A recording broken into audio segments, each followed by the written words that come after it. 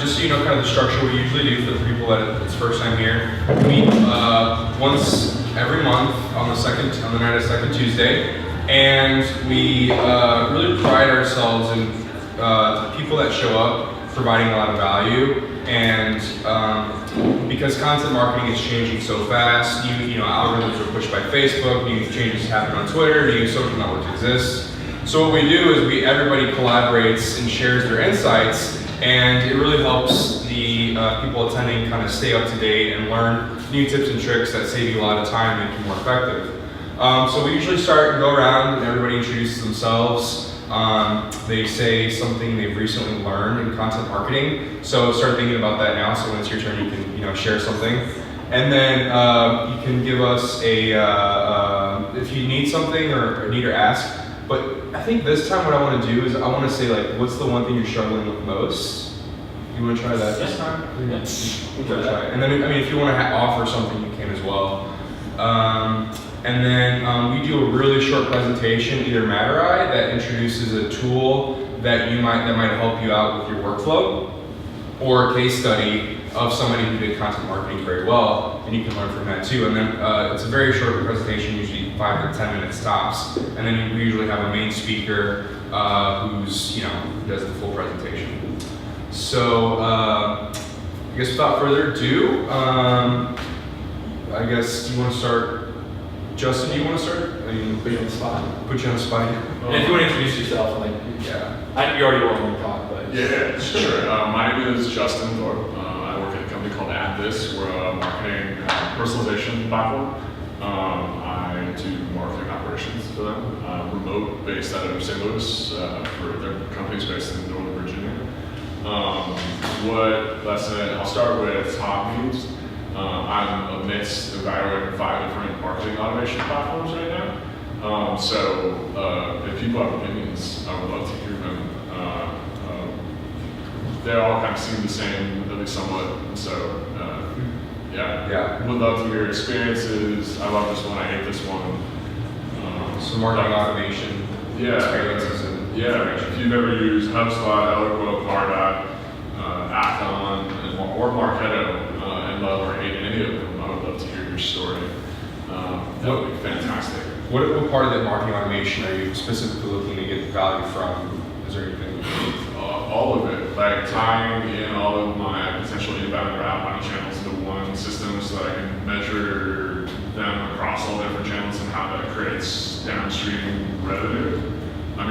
Qualify and score leads and then create downstream revenue in terms of long-term sales. And then I've been piecing that together across about a dozen different platforms, and at the scale at which we're at right now, basically 100 myself. In terms of lessons learned, I do a lot of email marketing, and I think also walking in, probably one thing that was more so in vogue back in the day was this idea of an email newsletter where you would stick a dozen different things in this email newsletter. Guess what? People look at one thing. They look at the top thing, and generally we found it's maybe 70, 20, 10, 70% for the first thing, 20% for the next thing, 1% for the next thing, or 10% for the last thing. So we've really been trying to, keep it simple, stupid, do one thing in emails, and then put a big ass button at the bottom. And guess what? If you put a big ass button, I actually found a t-shirt that says I like big ass buttons. It was a girl shirt though, which was super disappointing. Wouldn't look good on me. If you put big ass buttons at the bottom, we were getting a 2 to 3x click-through rate on our emails versus having a really subtle text link. And across the board, it was about a 0.5 to 0.7% fluctuation in email or in the click-through rate. That 0.5 to 0.7% fluctuation in click-through rates on our emails gave us more of an increase in inbound traffic than any social activity we had done across all channels for the course of the entire week. So I love social media, but I love email a whole lot more. He's gonna have a good presentation. If you can tell. Really quick, before we get through too many, my handwriting is terrible, so follow us on Twitter. It's at STL Marketers, and we tweet with hashtag STLCM. We tweet out all these tips, so that way it's like lessons learned. Yeah. And then if you friend either Alex or me on Facebook, we can put you in the Facebook group. And within the Facebook group, we like tag people and say, hey, this person's looking to connect with this type of thing. So that way you guys can all see like how you can help each other out and go from there. We have about 125 members of the group, and the Facebook group is only for people that have actually attended events. So it actually becomes much more engaged, and people actually read what you say as SEO marketers. Awesome. Cool. So anyway. Yeah, so. Hi, I'm Laura Morris. I do freelance marketing, advertising for more media support type things, contract negotiations for talent and music and things like that. I'm going to keep it really simple. I have a lesson learned. I generally bring something. I do. Yeah, you do. Not tonight. But I will say, I do want to say this though. I'm going to try Periscope tonight, and so if anybody doesn't want to be seen, I might pan the audience. Just let me know, and I won't show you. I don't know. We do paper cover your face. But I'm learning actually. My lesson learned is Periscope tonight, and so I've never done it. So that is my thing. As far as needs, I'm good. Life is good. On top of it, Periscope, you said it's been, what did push-up say? There's a company upstairs that has been doing, because Periscope is a new social network, it's easy to rise to the top if you have some people following you, especially when a live feed happens, because that's what they try to get people to see. So they're hacking their way into Periscope and doing demos live on Periscope, and it's actually led to some real business leads. So while it's not crowded, it's like, they've got email leads out of it. So Yeah. it's cool. Cool. Ryan Allen. I work over at Lockdown. I am on the publisher development activation side of things. So we focus a lot on working with different publishers, so media companies, professional athletes, to what have you on the platform that create some sort of profile or community within Lockdown. What we focus on, or Adam and I in particular, is working with media companies around utilizing our technology.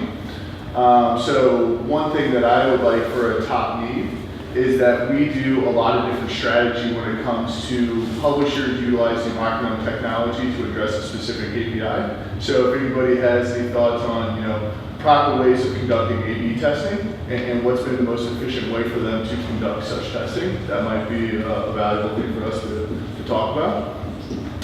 Lessons learned.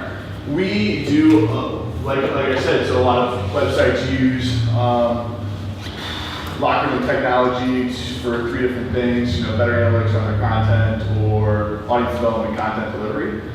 We focus a lot on inline real estate, and we've seen engagement rates go up from 0.07 CTR to, we had a campaign that had a 1.1 CTR. So we focused a lot on that inline real estate that you see within a lot of editorial pieces of content. So that was our lesson learned as of recent.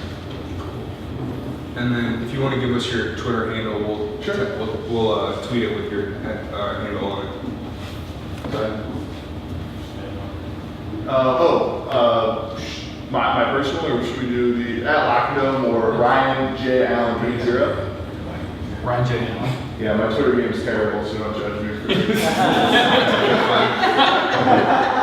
Mine is worse, it's Lil Matt Jam. And it's 80, so at least we need to get the real me. Oh, numbers are All right. And if you don't want us to attach to anything. No, you can attach me, just no judgment, please. Is he 34 years old? Are you 34? Is the 80 your birth year? No, it was my football number. Nice.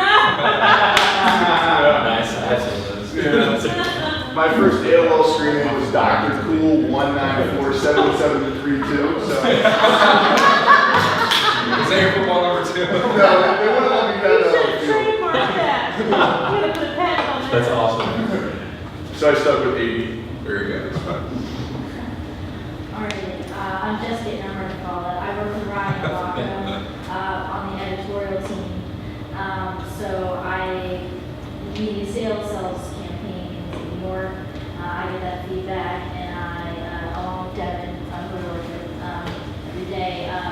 produce content to execute that campaign, whatever that goal is. Echoing Ryan, the need for A/B testing, tools there in terms of testing whether it's different images or different phrases and goals or lists. In terms of lessons learned, and echoing Justin, keep it simple, stupid. If a user can't ascertain the question we're asking at a glance, whether it's through the text itself or just through the photos, you're kind of dead in the water. So just keeping it simple. What are some like pictures that have worked or texts that you've seen work? Yeah, I don't see all of this. No, it's Devin Wilson, work at Locker House, I'm a community manager. I'm gonna start before I forget your question. Pictures that don't work for sure are really just kind of like your running the everyday. What I've learned, I guess you could put down there, is experience is important. What people have experienced always dictate how they look at things going forward. So fantasy, if you just look at that, like they've never done it and it's attracted to them. Like you say, would you rather go skydiving for your birthday or out to dinner? Well, a lot of people might say I'll get out to dinner. And I'm on the internet right now where things aren't supposed to be so real all the time. So let me say skydiving. You know, of course we might come up with some crazy picture of somebody skydiving because it's a lot more entertaining. But the idea of it was, like I said again, creating that experience prior to them actually trying to engage with it. So that really has worked. Things that just kind of like completely tank are, we've been doing a lot of talking politics lately because it's just not what's been talked about in the world. But, you talk about one person too long, yeah, they're very uninteresting. After a while, you can't come up with too much new news that's not in the media. So, I guess another lesson learned would be originality, coming up with your own stories and stuff like that. Top needs, we can't beat that A/B testing knowledge enough. It's important, especially when we got going. Another need, just on that same experience, though, would be creating a virtual experience that very closely correlates to a true physical experience. The term I like to use is sometimes you gotta shake hands. You can't always do that on the internet. So giving people the opportunity to get in the physical space and make things better than what they've always been before. That means spell it. I am. I am. Thank you for asking. And my Twitter handle, because that's pretty important too, is Tackle Dev. I spell it. Tackle is TACKLE. DLP. Jess, what was yours? Jess Gittner. GITN. Cool. Awesome.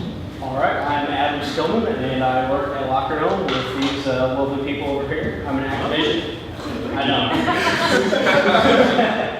I'm an activation specialist, so my job is to build and execute social media campaigns to help with audience development for the brands and publishers that we have on board.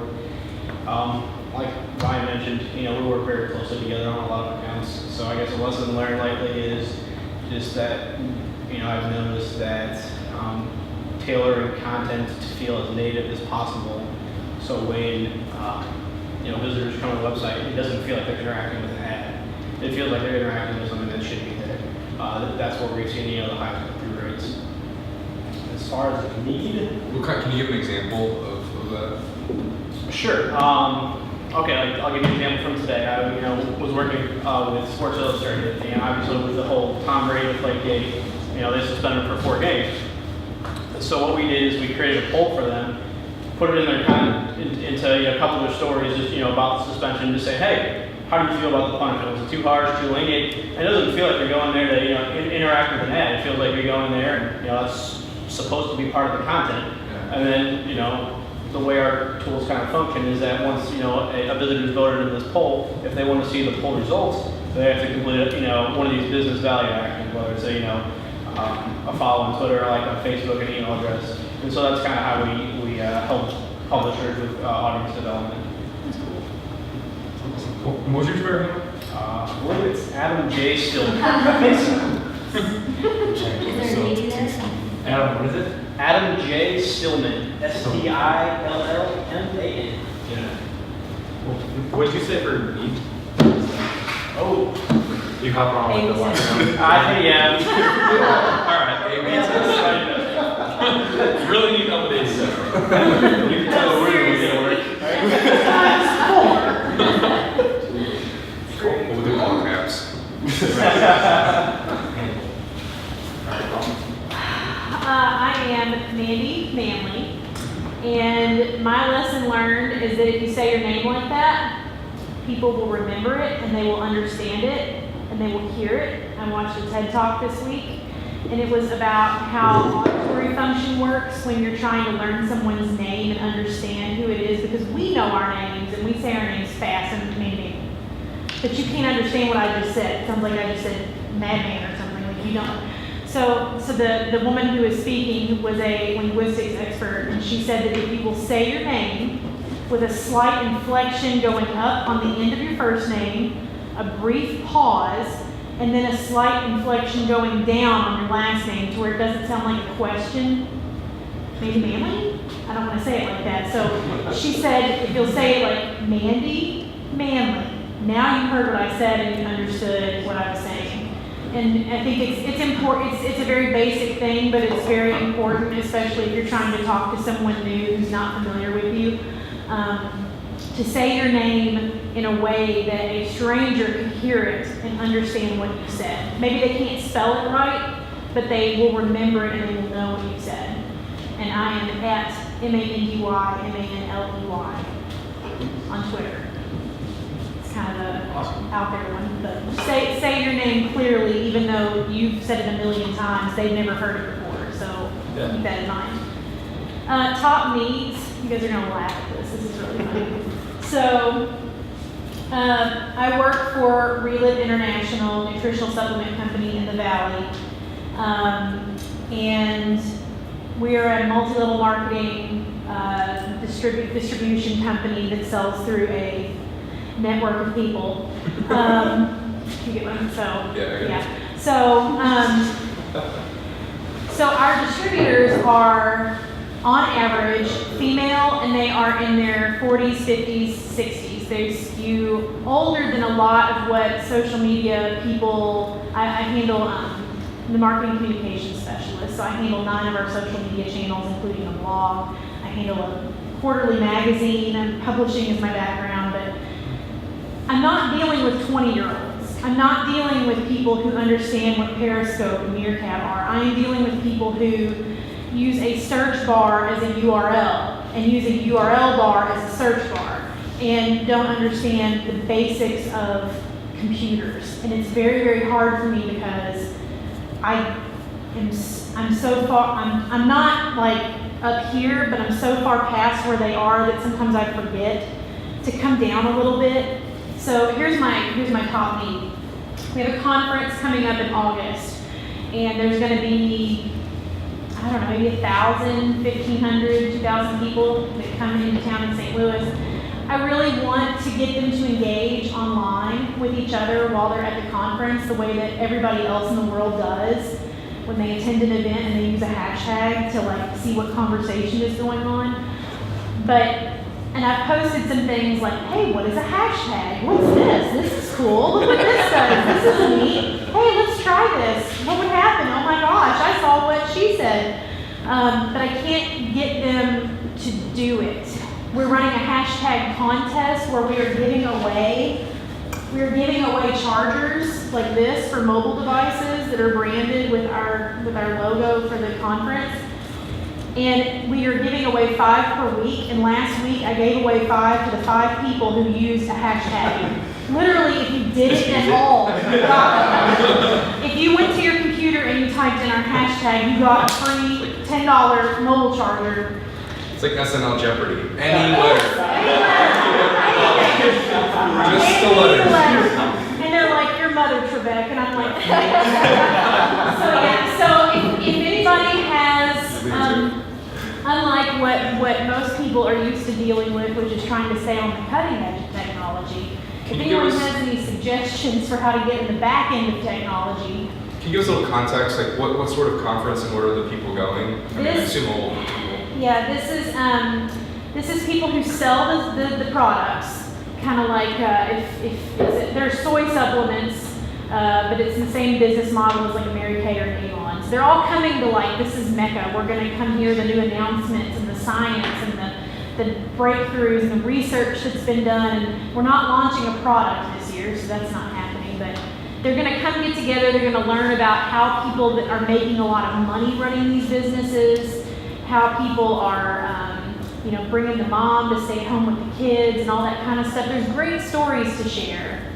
But honestly, like we're getting between 2,000 and 3,000 mentions a month on social, which I'm just, and so we have like thousands of Twitter followers, and there's maybe 10 people who actively use it every week. So I've engaged with them about as much as I care to, and I'd really like to get some new, but just teaching people without sounding condescending or without being patronizing to the people who are already there. It is so hard because they would get so much value if they would like follow along and like see what, oh, you got a backstage picture. I didn't get to see that. We have a little celebrity culture around our scientific officers and stuff. And they could see some backstage stuff if they would just get on the internet. But they just don't do it. And I get a lot of, well, when my granddaughter gets here, I'll have her show me how to, I really want them to see the value in it and do it and try it. Just a little suggestion. Yeah. Because I might resemble some of that. You're using Periscope. I am. Yes, I haven't used Periscope yet. But really what I'm talking about is, okay, I might be that age demographic.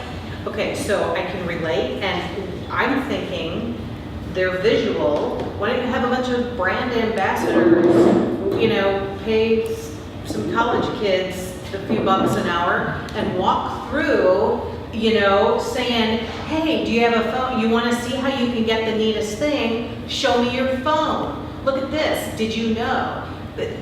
I think a lot of people are visual, and if they have bouncy young things coming, you know what I'm saying? I think you'll get engagement on site there. Okay. That's what I would do. Do you know Aubrey Bit? That's something. Her agency in town. They like specialize in a couple of things, but yeah. Bouncy. Not quite yet, but like older demographic, social media stuff. So just remind me after. Okay. She's much. Yeah. So she's here sometimes. Cool. My name is Anna McNult. Yeah, that was helpful. Thank you for that. This and then that. But currently I work at Merritt's in Fenton. I am hoping to move into some freelance work here coming up. So to go into the top need, I am pretty new to the freelance world, so anything regarding freelance work, and I'm pretty close, hopefully, to signing a contract with a local startup in town as well. So any startup freelance advice would be awesome. Anything like what marketing specifically? This startup specializes in employee engagement. But for you, for like freelance. Really haven't figured it out yet. This new startup opportunity would be about 30 hours a week, so it'd be pretty dominant of my time. So just kind of starting and slow. But for like the freelance stuff you do, it's anything marketing related, really? Yeah, pretty general. And then as far as lesson learned, I did read an article this week, and I'm sure some people know this, but apparently according to science, 3 to 4 hashtags is all it really takes per post, either on Instagram or Twitter, to really get, top engagement. You don't want to overload, you don't want to, throw them in there with a couple kind of out there hashtags. 3 or 4 is apparently all it really takes to kind of get in and get out and do the job. So. What's your Twitter handle? Embarrassingly enough, we do not have a Twitter handle. Shame upon Oh my God. Shame upon me. Jump pack. I know. Well, we're taking credit for that. Well, do it. Cool. I'll do it. Awesome. Thanks. Okay. Well, my name's Donald Meissner. You start- It's okay. Got it. I could say that. So it's, and I tried to corner the world on the internet years ago. I was like, I'm going to be Donald Meissner because there's a famous fisherman named Don Meissner who I was competing against. So I'm not the famous fisherman, Don Meissner, even though I respond to Don. So I'm at Donald Meissner. Okay. That's MEISSNER. How do you spell it? Is there a way to spell it? Break it up phonetically. There you go. Perfect. Anyway, I was thinking about for your, I work for a company which helps schools and libraries get their federal funding for telecom and internet expenses, okay? So you need a private consultant, you don't need us, but you sort of do, to get your public money, okay? So I'm dealing with lots of school administrators. I do the marketing for them. And there's lots of folks who are kind of clueless as well. I hate to be sort of judgmental like that, but you know, for folks who can't figure stuff out, right? So that's it. You know, I think it's something we might have in common. You may be aware of Bonfire for the your event. You know, if there would be a way to maybe the bouncy kids or something along those lines, you know, to get people to just realize that. I think most of these folks are going to have a phone, and if we can get them to just, you know, quickly download it and realize that all this fun stuff is streaming and they'll win a prize or whatever, you know, then I've seen it work pretty well, you know, and it's a short-term thing. In other words, it's just there. It's not like Twitter where you've got like the entire world waiting for you and you need that hashtag. I don't know if this is helpful, but you know what I mean? It's like that's Twitter's so much, right? Whereas It's this is intimidating. It's overwhelming. okay, yeah. So this is like just for the event, you know, and you can put all kinds of fun stuff on there, you know. I don't know, it's fun. Really happy to do this. Really exciting for me. I'm like really, this is fun to be in a group of people who understand some of the same stuff, and there's not a lot of rooms like this, I don't think. Haven't experienced many myself. Lesson learned. I spent a lot of time. I use HubSpot, by the way. Pretty darn happy with it. Without giving you the whole life story here, the lesson learned is that you can't communicate, you can't really come up with a whole great content marketing strategy and really put out all kinds of useful information when you're just trying to get the business manager at some public school way out in the country somewhere to send you their phone bill. Okay? You know what I mean? In other words, I'm doing like client relations. I'm trying to extract information out of these people that we need so that they can get their money. You know, some of these school districts. I mean, it could be just a little bit. We do with lots of little schools, or it could be a lot of money. Whatever it is, we're supposed to get them their federal funds that they're entitled to, right? So anyway, my life is bogged down using HubSpot as basically, you know, hi, can you send us your phone bill from the July of 2014? I mean, it's, you know, the federal programs are crazy like that. They're kind of very specific data that they need. So you can't do everything, I guess what I'm trying to say. And I'd like to develop a really nice strategy and get us more clients and all that, but kind of just, you know, surviving, so to speak. Anyway. You think it's really like matching the right platform with the right person you're trying to hit? It's like, Okay. you have to make sure that who you're trying to target in the first place engages with that platform. Is that like the underlying kind of thing around that? Actually, yeah, I'm actually just talking about email marketing at this point. Gotcha. Yeah, we do, yeah, just basically, yeah, so we use Salesforce and HubSpot to try and get people to behave, because there's like all of these different ways to comply with this stupid program. Top needs, let's see. Most is kind of what, not necessarily something that you need, but something that you're always struggling with, or we can just, pertaining to what everyone is basically here for and does.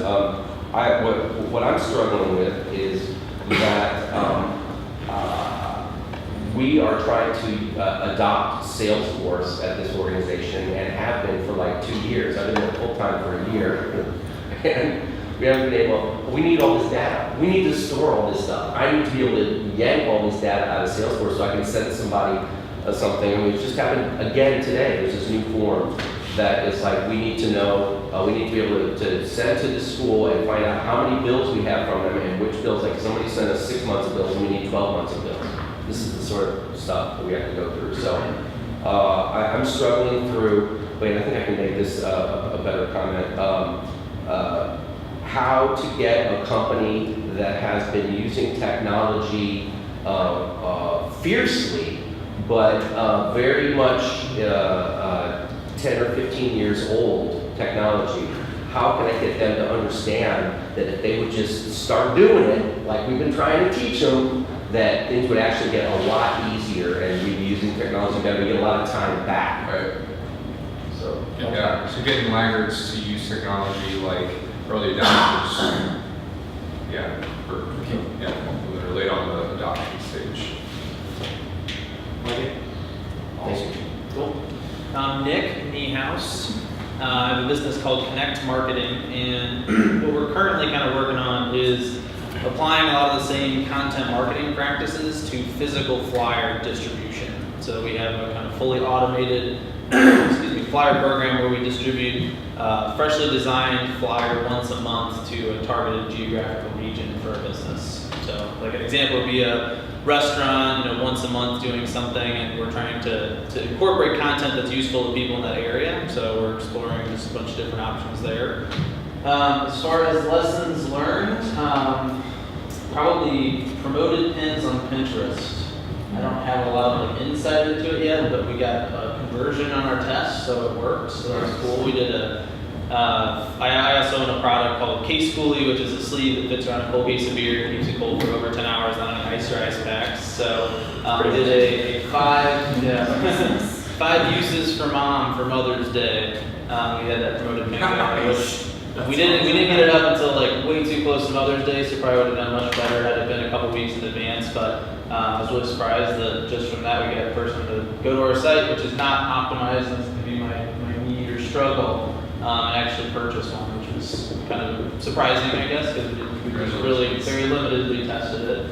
So that would be the struggle or need, is I could certainly use some help with how to properly optimize an e-commerce site for a physical product to sell as many as we can. Awesome. So cool. Check it out. I'm ordering one right now. Do it. What's your variant? Christmas is done. Nick _Niehaus.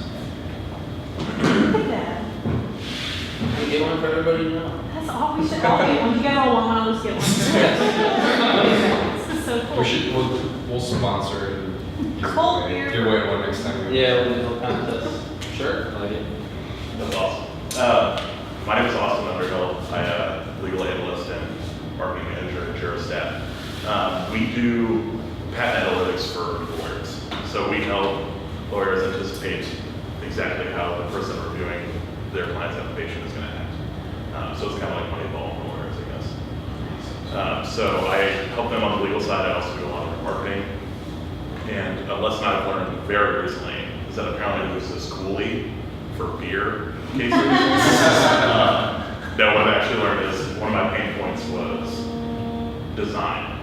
We wanted to put together a white paper. We don't have a designer on staff, and I've never had any experience with it. So I researched online, and apparently there are plenty of tools that help just people who've never done it make really sexy looking things. So I used Canva.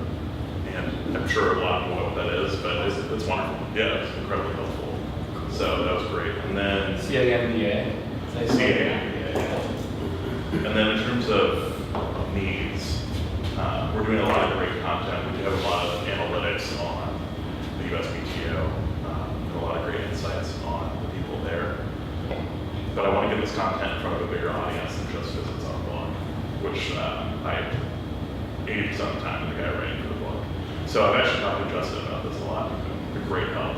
But any insight on press relations or having someone pick up your article or mention it, and You should mention the big one when I was there.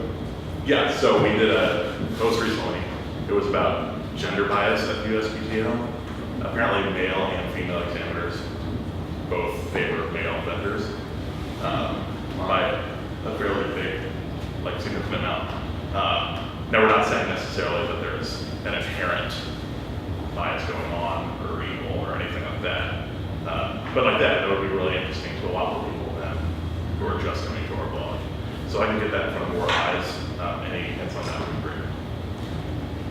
What was your Twitter handle? Austin Underhill. What was it, Austin? Underhill? Austin Underhill. That's all I'm gonna say. Thanks. All right.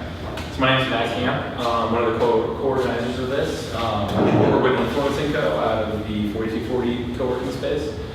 Essentially, we help brands become the recognized expert at what they do through like content creation, content distribution, strategy, all that kind of stuff. My lessons learned this week. We really try to like do a lot of practicing when we preach. We do a lot of like guest posted content, then we blog content, white paper content for ourselves. A lot of white paper content we're actually testing out with Twitter direct messaging. So there's like a fine line between spam and just saying like, here, download this, and like actually adding value to the conversation. So we're pretty active users of HubSpot too, and we'll go on HubSpot and understand who is like actively engaged with us in the conversation right now. Typically, they'll have like a Twitter handle there, and we'll go to them on Twitter and say, hey, I know we've been talking about this, I thought you'd enjoy this. And it's a different touch point than an email, and something that kind of mixes it up, and we've actually seen some pretty good results from it as far as engagement goes, and like actual driving new conversations and potential inbound business. So I'd say test out Twitter direct messaging and creative ways like that. So do you automate that? I don't know what all we're using for that. I believe we are, some of it. But you use like bucket the right people where it's going to be the spam, you know what I mean?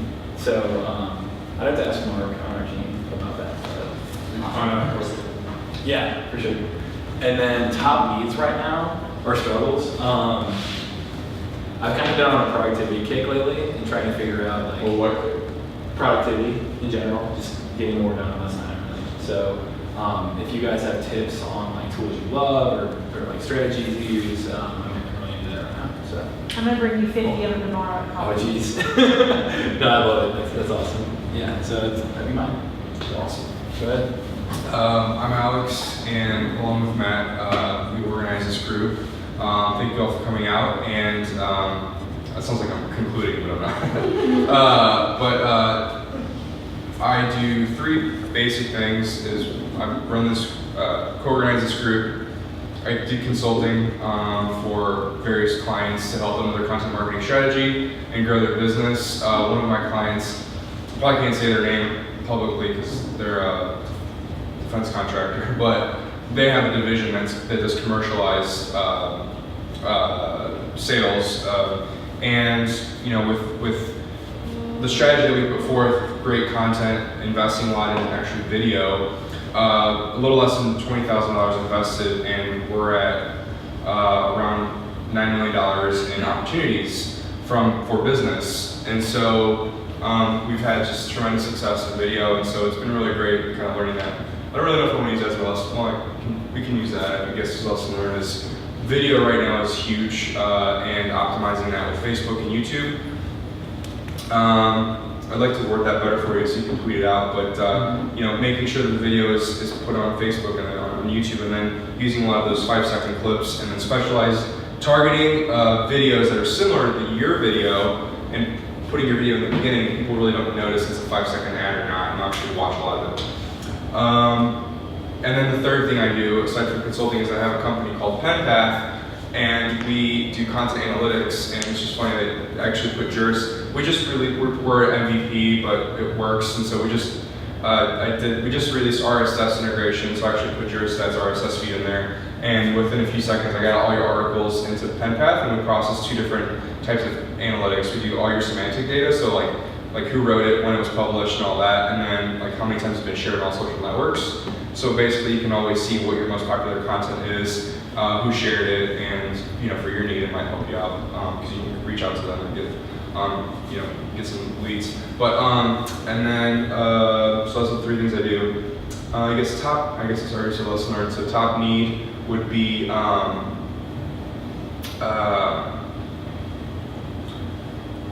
I guess it pertains to content marketing. So when you're going from an MVP to like a product that you're still kind of testing out, getting users to test it out. What are some good inbound ways to do that? Get some help with that.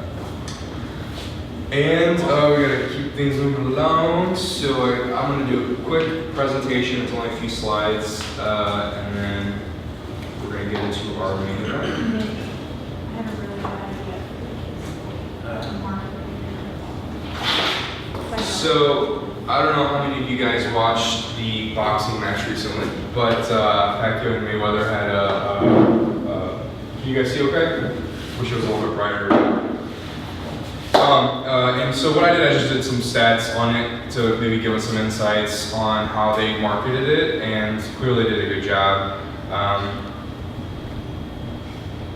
So obviously they both made a lot of money on it. An interesting kind of fact is that they both actually. Yeah. Yeah, turn it Why on. not? I don't know if is There it you go. camera? Yeah, that's good. That's pretty You're good. A little interesting fact is that Mayweather, the way boxing works is a lot of times the promotion company has a lot of the control. When Mayweather started to win, he actually pulled free of the promotion company, did things on his own, started his own promotion company, and he had a character that he did in order to increase awareness and conversations, much like wrestling. They have these characters.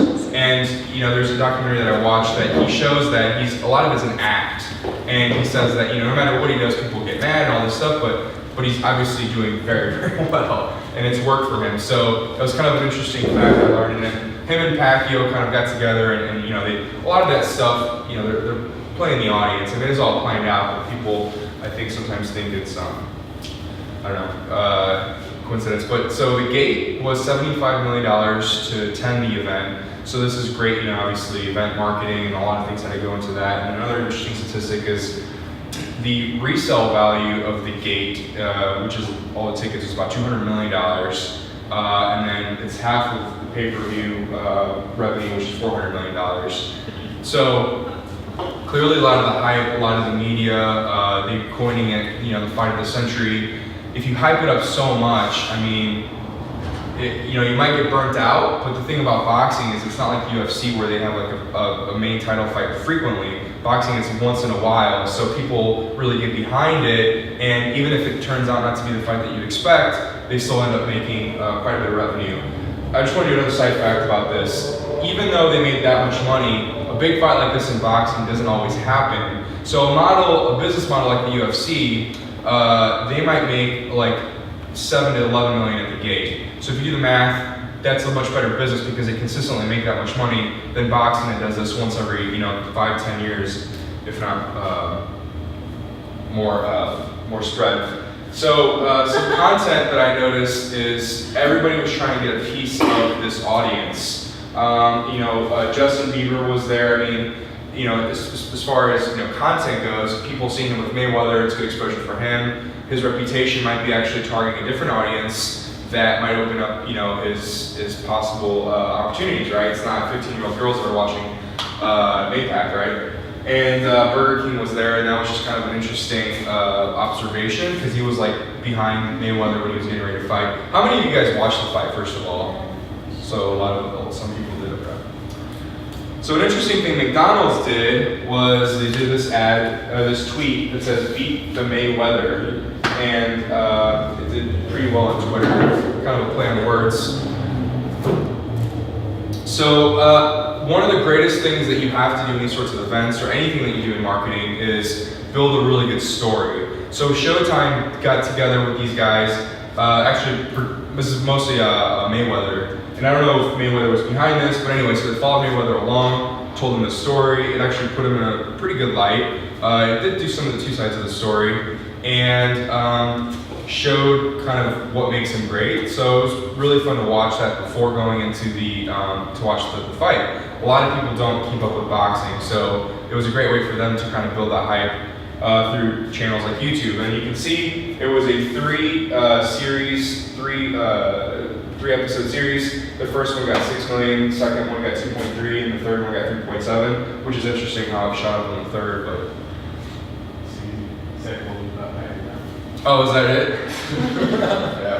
Yeah. So then here's another stat I found, 5.86 million tweets were sent, 1.8 million unique authors, generating 491 million impressions, and this is just from the 3 hours prior and 3 hours after. I found this statistic for the total fight was 2.7 billion impressions total on Twitter, 115 million posts sent by 37 million people. So you can imagine the sort of hype that brings in that sort of money, right? It's actually correlated with huge numbers. And then I just found this quote, as one bhakti promoter said, nowadays you have to be on social to launch the fight and build the hype. It couldn't be done without it. So, obviously it's a huge opportunity for people in this industry to capitalize and learn what I always like to see what the best are doing and then see if I can replicate that in any sort of way, right?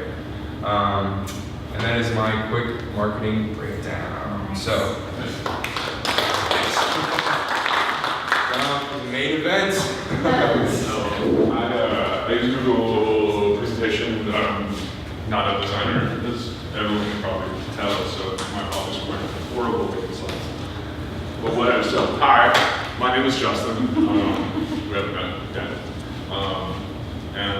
This is my wife Lauren and my son Miles, he's 10 months old. You're probably wondering why the heck am I showing a picture of my kid and talk about building community. So I was at a presentation with someone who was a marketer and a communicator, and he said that when you see a picture of something that's cute, you actually release an endorphin in your brain that gets your brain excited and woken up, which means that you pay more attention. So everyone look at Miles. Oh. It's oxytocin. Oxytocin? Yeah, There you it's the bonding hormone. Someone who understands science more than me probably didn't pay much attention. So now I'm moving on to what we're actually talking about, community. So in 2007, I got my first job as a developer community manager. I really had no idea what it was or what I was getting myself into, but from 2007 to now, it's been crazy to see as every company, every organization is like, we gotta hire these community managers. I want community, but what the heck is community? Thrown around a lot. So let's start out. Let's define some terms. So we've seen this before. Like this is online marketing. This is marketing. It's you have you, and then you've got these two people, and we talk to them. Tweet at them, we email them, we get them excited about our content, but we talk to them. Oh wait, perfect. And then there's customer service. This is what, you talk to a lot of corporations, and this is what they talk about when they talk about community. I say it's not community, it's customer service. So you're talking to them already, and then they talk back to you. Nothing crazy. But then this is where the magic happens. This is community, where you having your customers are starting to talk to each other. And we're gonna dive into that in terms of what does that mean and how do you have that happen and what are the benefits of building a community? First off, before we get into that, I want to take us back to a little high school psychology. Does anybody know what this is? Maslow's hierarchy of needs. Absolutely. And the third one is the one that I want to kind of drill in on today. You have your basic physiological needs. So we probably all have products that we're trying to sell, whether it's services or whether it's products. I sell widgets for a living, you sell legal services, some of us are freelancers. We all sell something that is gonna fill some sort of basic need, but it's like, I use a product. Like, I work at Avis, I use Avis, that's great, that's awesome. It solves a need, and that's the basis for being successful at business. But, what gets better is not just I use Avis, but I am Avis. I belong to Avis, and that's what we're gonna talk about. That's community. And that's where you want to get, is that when you're talking to someone, you're communicating the value, you're communicating what the physiological and safety-based needs are for what your product has to offer. But whereas marketers, what we want to do is not just solve for these two, but we want to step up a level and take it from being not just a physiological or safety-based need, but from really being a community and providing people a sense of belonging, because that adds tremendous value. And then, okay, so why does that matter? So we talked about this. You talk to your customers, you get them talking to each other, but you're part of a community and then all of a sudden there's someone new who is a part of that community who doesn't use your product, who all of a sudden now you're starting to get more people into the fold that you wouldn't otherwise get. And that grows your customer base, which is super exciting. You need 5 elements of community. And I'm gonna talk a lot, so please, goodness, interrupt me. It should be a conversation. So we're gonna talk about 5 elements that you need for a community. Should really move that. Cause, platform, you need a leader, you need followers. Sounds crazy, but like it actually is something that's, I think, really deep, and you need time. And we're gonna talk about each one of those individually. Are you okay with sharing this out on SlideShare? Yeah. So we'll make sure to share this. So you don't need to run it down. So we've all seen stuff like this, or been to stuff like this, town hall meetings or neighborhood associations. Those have very clear causes. It's how can I become a better part of my neighborhood? How can I make my neighborhood better? We've seen things here locally, with things like Ferguson, figuring out how that we can better live together as a unified city across racial divides. We see it with how to be better parents, or how to politics, the elections coming up. I'm a Republican or I'm a Democrat. I want to advance this cause or that cause. Be like, how does that fit for my corporation? So we'll pick on influencing code. And so they're selling marketing services. So the community isn't around influencing code, but it's the community is how do I build marketers? How do I become a better marketer? That's the cause. That's people coming together to figure out how to become better marketers. For someone like a Locker Dome, it's not like you're building the Locker Dome community, but it's the how do I become a more successful publisher?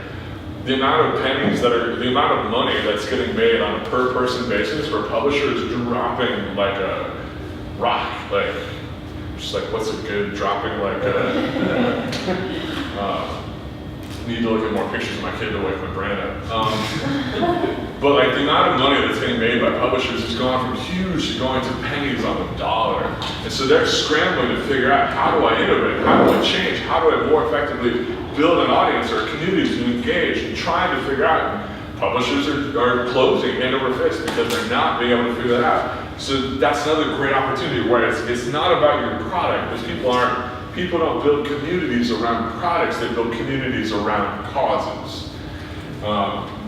Another, as an example of that, how many Apple users?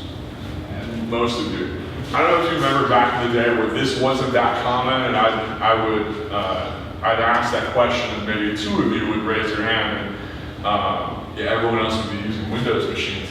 But I remember back then, and I had an Apple laptop because I had just started at a startup. It was the first job I ever had where someone had given me an Apple laptop before, and you walk into an airport, and you sit down, and you see the guy across the way who's also using the Apple laptop, and you kind of get the like guys do this where they don't actually say hey, they're just like, what's up? And it's this like psychological head nod where it's it goes back to Maslow's hierarchy, where they're not selling a product, like they're not selling Apple community or products. They're selling a part of a community. That you're belonging to the secret club or the secret organization of revolutionaries. And granted, yes, this is total marketing BS on the part of Apple, but it's fantastic marketing BS. Where by using their product, you feel like you're a part of something. You feel like you're a creative. You feel like you're a rebel or a revolutionary. That you're here to do something. And so it was always amazing. When you had an Apple computer back 4 or 5 years ago, if you saw someone at a coffee shop, you could almost strike up a conversation with them, like, "Well, you're one of us. Like you're this weirdo who's living in this world of squares where we're seeing the world in a different way." And so a lot of companies produce products, but in terms of building your community, it's first identifying what is your cause. The next key element, so we talk about causes, the next key element is a platform. Does anyone know what this show is? And guys, it's okay to admit if you do know what the show is. This is a sex Girl, what, Valley Girl? Gossip Girl. Anybody watch Gossip Girl? I've seen a couple episodes. Binging on Netflix. I use this example because this show was really about a community, and this show was really pretty revolutionary for its time in terms of highlighting a platform. when you watch Gossip Girl, yes, I've seen more than I care to admit in public. You can't tweet that. Most of the people look like this. They're using technology as a platform from which they can connect together to figure out how to dominate each other and get the scoop on each other about what's happening on the Upper West Side of Manhattan. And so you have to figure out what is your platform. You have your cause, and now what's your platform? And it could be lots of things. It could be, anybody remember Ning back in the day? Like build your own social network? Lots of platforms that do that now. It could be a hashtag. It could be a Facebook group. It could be like hashtag, it's STL marketers. What's the hashtag? STLCM. STL, it could be STL, hashtag STLCM, or I tweet a lot about when I find stuff about St. Louis, hashtag STL, or when I lived in DC, I lived in DC for 7 years, and all of us were using Twitter, and we wanted to tweet about what was happening in the DC startup community, so we used hashtag DC Tech, and that was a great way to find out instantly about what was happening, and talk to other people, and meet other people, and find out about what was happening in the local community. I also started a Facebook group. How did that show cause a good platform? Did they use? They use blogging and phones and mobile, and then the updates would go out. Again, revealing the fact that I know more about Gossip Girl than I care to admit. But people would tweet or SMS into Gossip Girl about, oh, so-and-so is doing such and such. And then that would go out to this whole masses, and then other people would say, oh, so this is happening. And everyone was glued to finding out about what was happening with each other and contributing to this central, like, anonymous mind of what was happening in this. Almost like a secret-ish. It was very much like a secret before it's known. Yeah. And so they had this platform of which they could communicate with each other in a very anonymous way, so that they could all figure out how to dominate and best each other in the world of Upper West Side of Manhattan high school kids. For the startup community in DC, back in 2009, for shits and giggles, or for 2 reasons. One, I wanted to play around with Facebook groups, and I thought that was kind of fun. And then 2, well, I guess a few reasons. One, there was no really one single place to find out everything that was happening in my little community of startup nerd friends. And then 3rd, there wasn't an easy way for me to communicate what was happening with my company to all the people that were in the startup community. And so I made a Facebook group. And Facebook is, I think, a really cool platform, mostly because of this, and it's not super clear here, but you have this little box where anyone who's a member of the group can add people. And so that allowed for the group to grow, and grow really quickly. And what I mean quickly, like over 7 years, it's now got almost 5,000 people in it, but now it's the one single source for the biggest community of people related. Like I have press in there, I've got city officials, the mayor's office, like the whole startup community, and like it's like Product Hunt for, if anybody use Product Hunt, familiar with Product Hunt? It's like Product Hunt for the DC startup community. But it was all built on a platform of Facebook groups. And lots of different platforms you can use. So what was your name again? What was it? Devin. Devin? Devin mentioned Offline. Offline is one of my favorite platforms. Beard is one of my favorite platforms for community. Go find an offline space to go meet with people and connect with people. I mean, this is, meetup.com, I think, is a phenomenal platform for building community, getting people to talk to each other about a cause or a common problem that they're trying to solve. So online, offline, doesn't matter. Sometimes offline is better. Sometimes the least technical is better. I think people get caught up too much in technology. They forget that it's really about building relationships, and sometimes doing that in an unfettered way is the best way possible. This is more of a question for your experience in DC Tech, but I did something similar about those around 2009 as well, and that was but it was really just like get out and party, too young. Really what it was just like finding the new places, and we just called it like the rooftop extravaganza basically. Cool. We find parties for under 21 that you could like enjoy scenery like rooftop. But it really did really well. It grew pretty fast, and I would like to say like it grew faster than we anticipated because we had probably like saturation. Like it became really saturated like really fast. You know, like the experience that you thought that you were providing somebody, all of a sudden you weren't anymore because everybody almost wanted a piece of the pie or something like that. It you have that problem with DC Tech? Like people who really didn't understand what you know? Absolutely. Or more so, a good majority or a good amount of people who were just kind of like, no, or taking DC Tech, not always say down, but not Spacing. Yeah. So the quality of the conversation, especially in an open platform, the quality of the conversation, as the size goes up, quality goes down. And so I think you have to recognize that at some point you have to subdivide, because the amount of people that are gonna have an interest in a specific topic, that starts to cluster. And like once those clusters start hitting critical mass, you have to kind of piece them off. So one thing that we identified pretty early on was that people were using this to post job openings. It's great, love it. I want to know when I have lots of friends that are looking for jobs, including in St. Louis. So if you're hiring, please tell me, because I like being the guy who helps getting my friends jobs. So people were posting in here about what was happening with jobs in DC, but it was taking over, and I was like, oh, like this is just becoming the DC Tech Jobs Facebook group. And so we made a DC Tech Jobs Facebook group. And we pulled everyone, we said, if you want to post a job, that's great, but do it in this group. That group has over 2,500 people in it now. And is now, like, we have a $5,000 referral bonus for anyone who can successfully bring a candidate on. You have to work there, unfortunately, otherwise you could all help me. And I could make you some money. But I posted a number of times to this group and paid for my engagement ring and my honeymoon off of referrals off of that DC Tech Jobs Facebook group for my company, which is great. But so we saw enough people wanting to talk about this one topic that we're like, hey, why don't you start over here? And there's like a DC Tech or DC front-end dev group, DC marketers, DC social media, DC sports tech, like, where it's just like, hey, we wanted to almost overtake this one group. Why don't you go start your own group?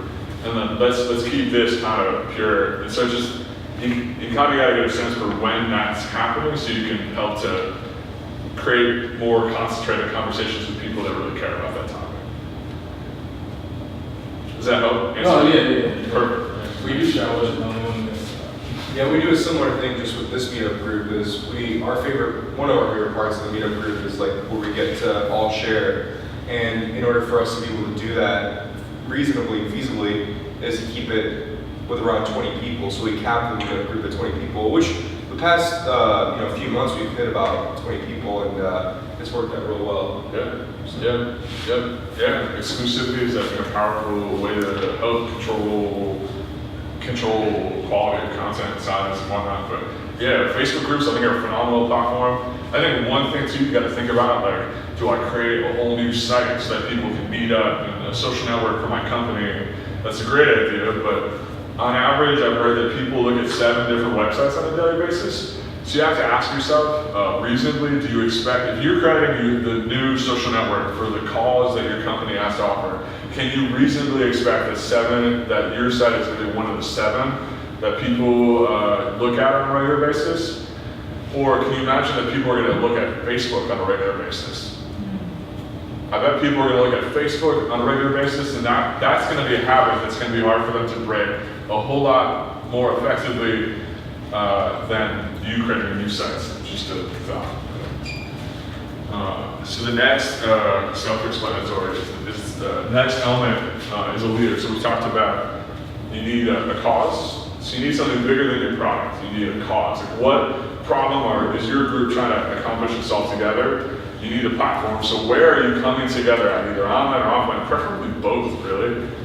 Google group, Facebook group, whatever. Then you need a leader. You need somebody who's gonna step out and be the person to show and be the example of what you're gonna do.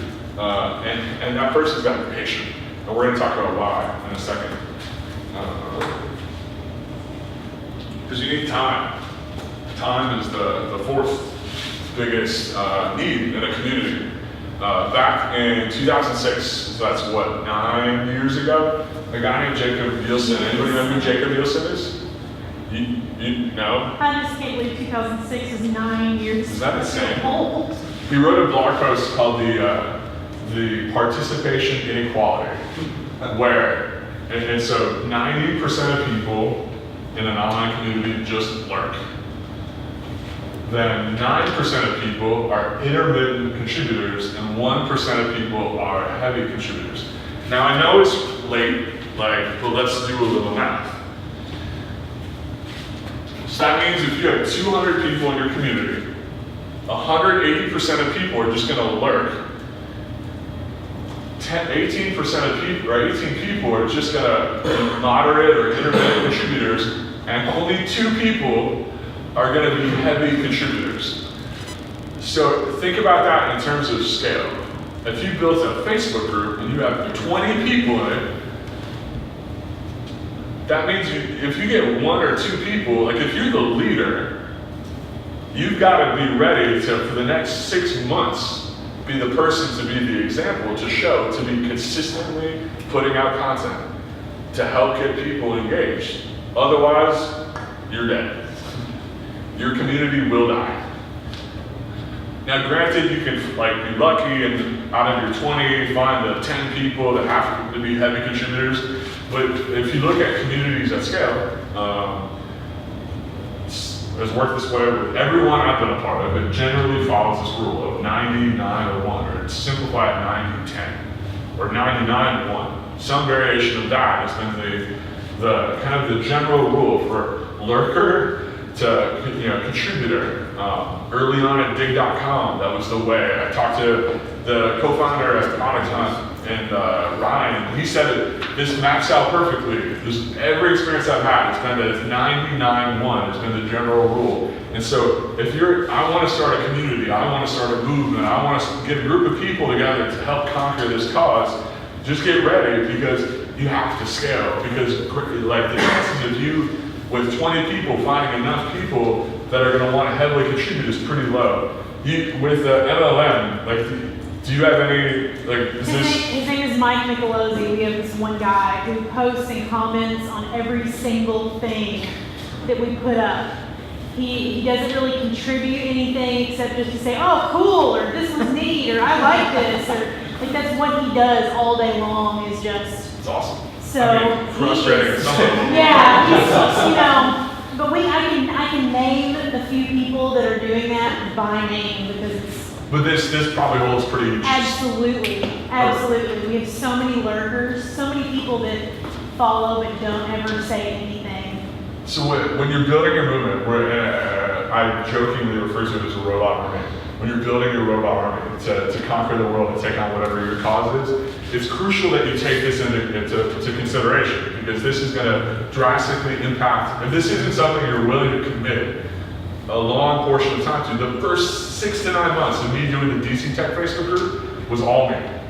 Then I got 1 person, I got 2 people, and now I barely even ever post on there. But because I was the first one to start it, I'm the guy. I've got enough social capital on there that I can pimp my own stuff out for the next 20 years, and people will think that I'm spouting Gandhi wisdom when I'm trying to sell them my own products, because I started it. But it took 6 to 9 months of me constantly posting, and now I know more about what's happening in DC, even though I don't even live there anymore, because I've created a steady stream of people that post about what's happening in the DC community. But of your community members, you don't really, this is my thought. Sure. You don't really get to pick your heavy contributors. Nope. They identify themselves and they contribute heavily, whether you want them to or not. Yep.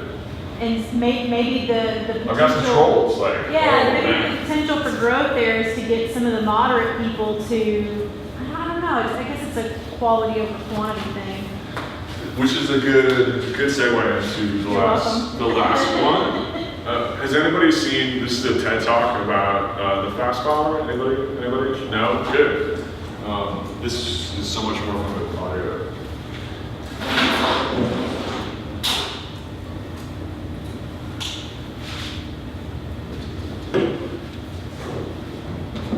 If you've learned a lot about leadership and making a movement, then let's watch a movement happen start to finish in under 3 minutes and dissect some lessons. First, of course, a leader needs the guts to stand alone and look ridiculous. But what he's doing is so simple, it's almost instructional. This is key. You must be easy to follow. Now here comes the first follower with a crucial role. He quickly shows everyone else how to follow. Notice how the leader embraces him as an equal.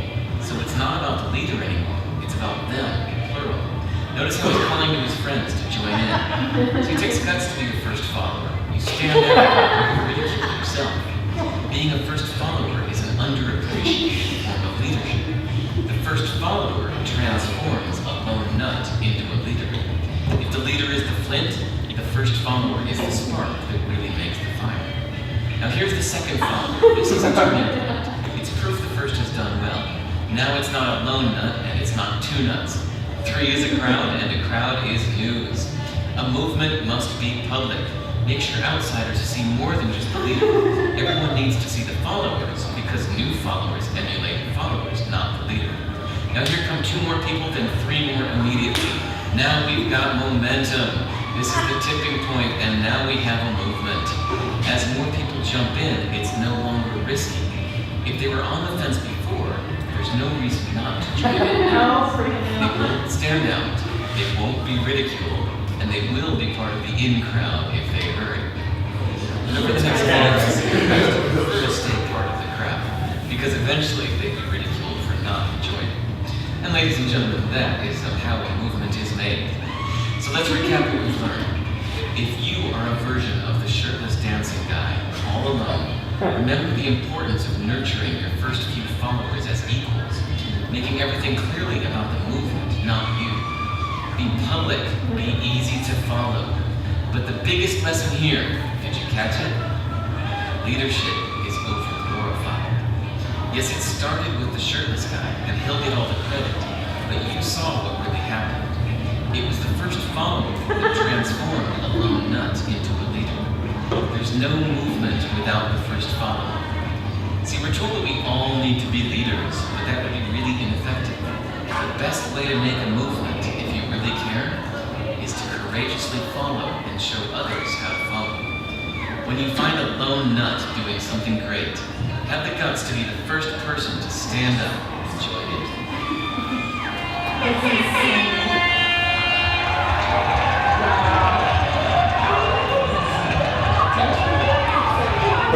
So we can do that now.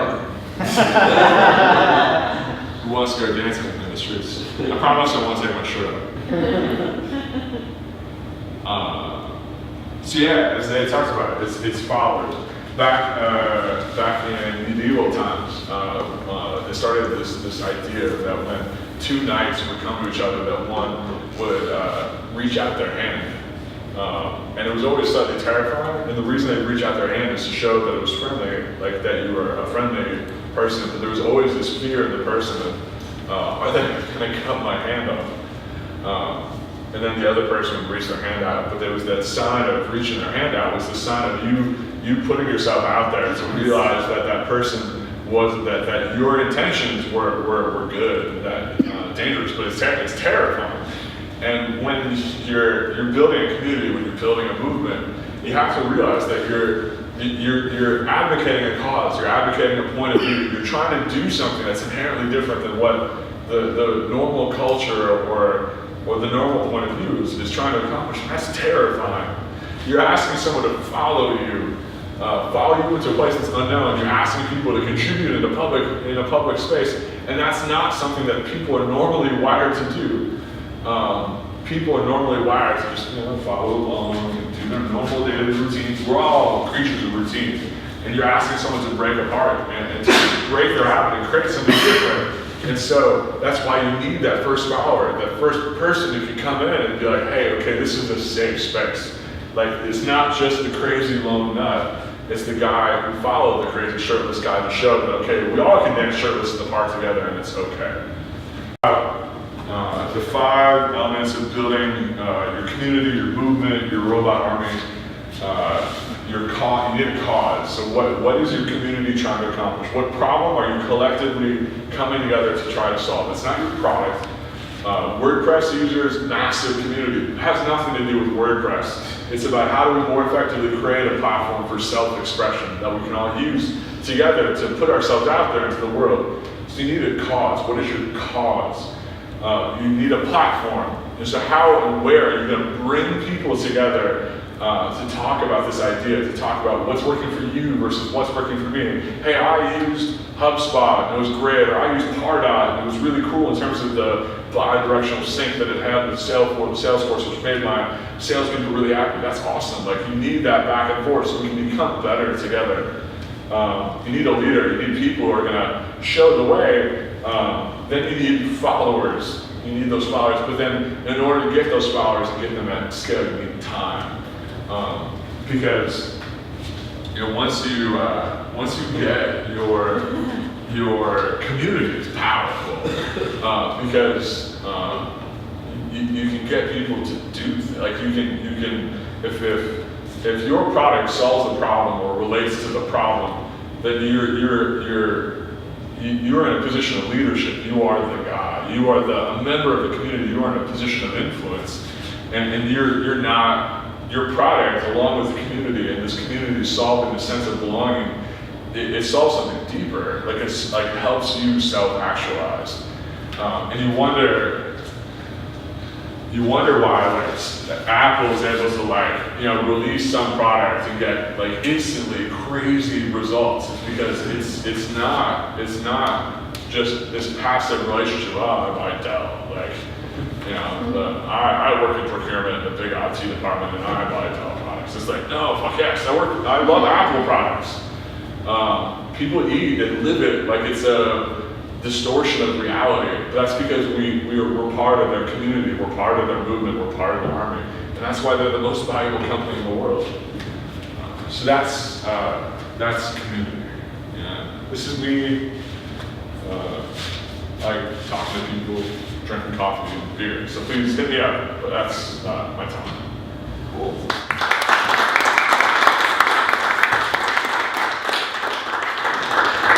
Questions, comments, eggs, you want to throw? It reminds me too of I did this Bible study once.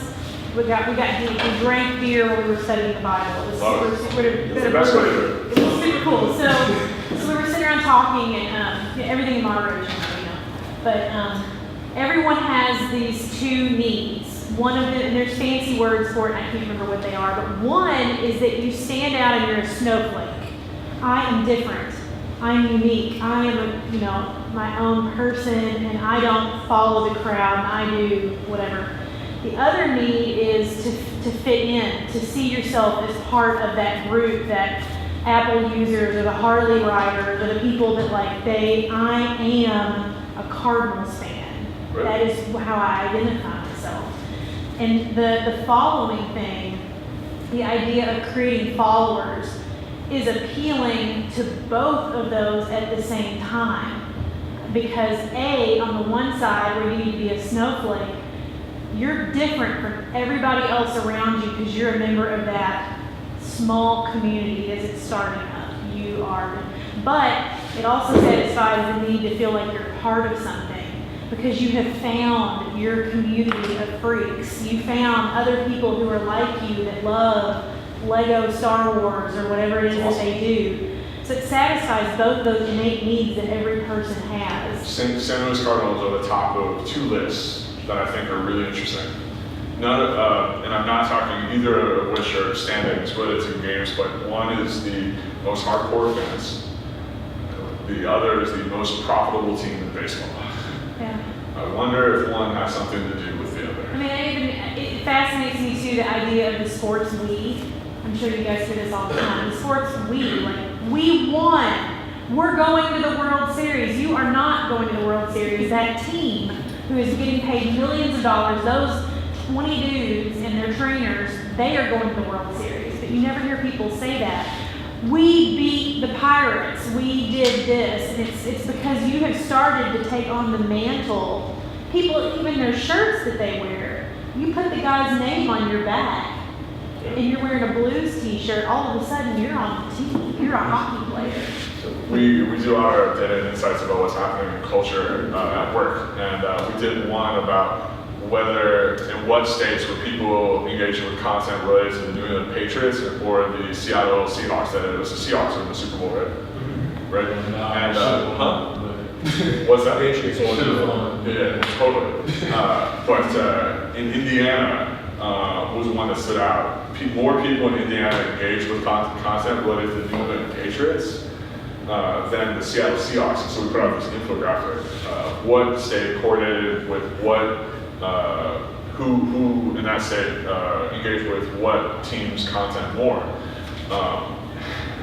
And the amount of people that went ballistic over the fact that they thought we were implying that more people in Indiana were New England Patriots fans were totally fascinating.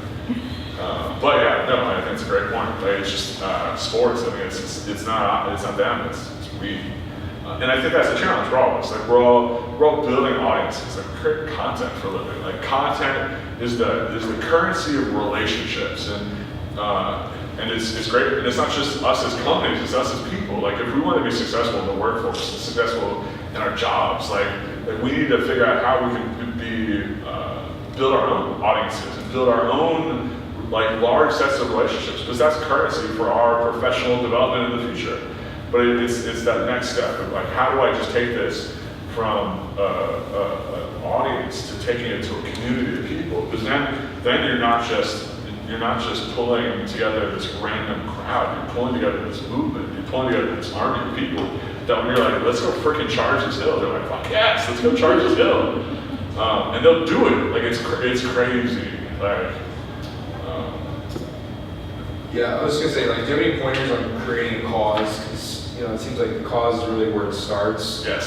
So, what are you passionate about? Like, what gets you excited?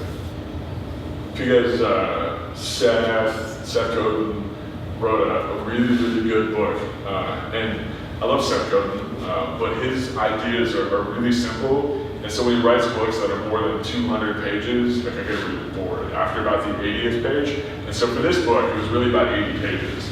And the book was about this big, which made it perfect. So big letters, works for me, I'm a little slow. And so it's called The Dip. And whenever you're doing something, there's this natural dip. And success usually comes after the dip. And I find that it works the same way with like building a community, that you have to identify a cause that you're passionate about, that you really believe in. Because if you want to build it to that success, if you want to punch through the dip, the only way you're going to survive the dip and not give up is if it's something that you actually care about.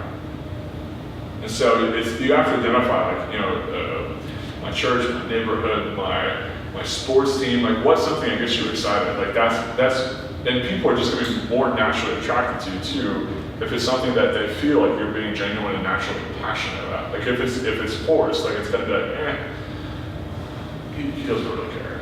Why am I going to follow him? Yeah, that makes sense. Other questions?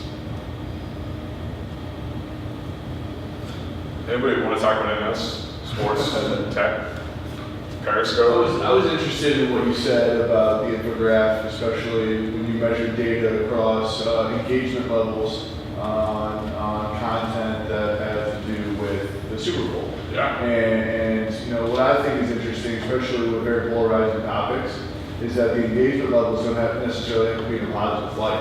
Yeah. I'm sure a lot of those Colts fans were pretty pissed about what happened in the AFC championship. Yeah. And that's why they wanted to